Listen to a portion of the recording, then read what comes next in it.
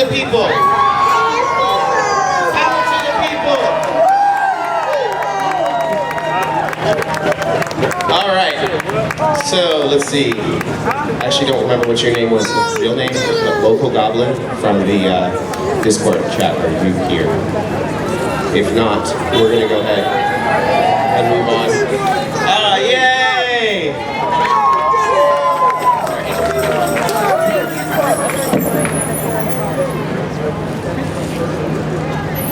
Hi, Local Goblin, also known as Hannah. Okay, so today I'm going to talk a little bit about the importance of just HR and OSHA and how, given with the labor movement and everything, this is very crucial to our institutions that we have today. Speak up! In the late 1800s, there was an institution started that we still largely use in practice today. It is one of the systems in place that has fundamentally kept us safe within our workplaces and held our employers accountable.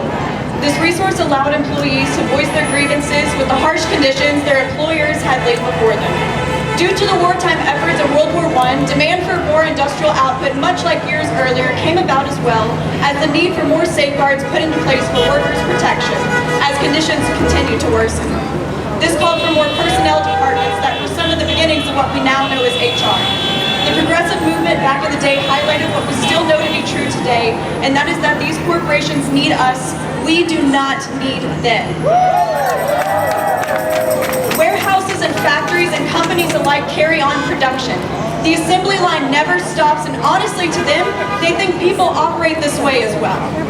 HR, OSHA, and the labor movement in general are what we have to thank for how we operate today.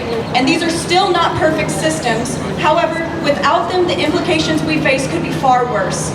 Highlighting everything from sexual assault and harassment, discrimination against race, sexuality, gender, and disability, to physical violence and accidents that happen within the workplace. I know there are quite a few number of times in my life that I've had to go to HR to protect myself. Working in a male-dominated warehouse, my experience is not unique and echoes many other women's experiences and sometimes many other men's. When I went to get coffee in the break room, I had a man stand up against me and grab my shoulders and comment on the lack of creamer. I was only employed 2 weeks at this point, and HR did not tell me that I was asking for it. When another coworker who was married and I in a relationship kept making unwanted advances and comments towards me and made it tense, I wasn't made to feel unheard in the workplace. And as a survivor, telling someone what happened to me and trusting them with that information is terrifying. However, after speaking with them, I got the courage to file the reports necessary to keep myself safe.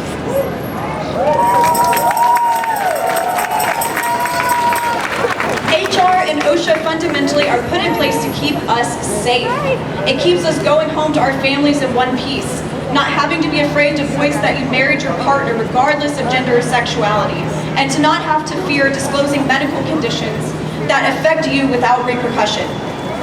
The labor movement is ever growing and changing to suit our needs as a society, and if we want the cogs and the wheels of industrialization to move in our favor, we as a society need to start holding the people in this administration accountable for the part that they have played in dismantling it.